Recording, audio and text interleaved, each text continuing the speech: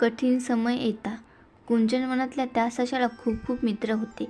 त्या गोष्टीचा त्याला अभिमानही वाटायचा. कधी काळी आपल्या एखादा वैरी निर्माण झाला तर आपल्या मित्रांसह आपण त्याच्यावर तुटून पडू की येऊ, फडशाच पाडू लोकांचा, सशा म्हणे आणि त्याचे मित्रही मान डोलवीत. एकदा त्या वनात एक पारखी आला. त्याच्याबरोबर वाघ्या नावाचा शिकारी कुत्रा होता. त्याने गुजराळ सशाला पाहिले व पाठलाग आरंभिला. सशाने आपल्या मित्राकडे धाव घेतली. आधी तो घोड्याकडे गेला. घोडा आरामात चरत होता. घोडेदादा, मला आपल्या पाठीवर बसून पळवा ना. माझ्या मागे तो शिकारी कुत्रा लागलाय हो. नेता का? छे छे छे, मला तर आता घरी गेलं पाहिजे. माझी बायको आजारी आहे म्हटलं. असे म्हणून घोडोबा ताळताळ टापा वाजवीत निघून गेला. गायीताई, आपल्या छोट्या मित्राला मदत करा हो.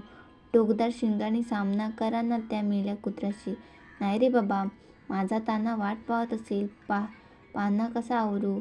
त्याला दूध पाजलं पाहिजे. डुलत डुलत गाय निघून गेली. मग ससा गेला मेंढीकडे.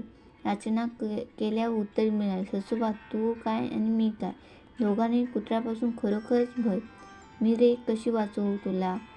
त्यातून मी तर बाई माणूस.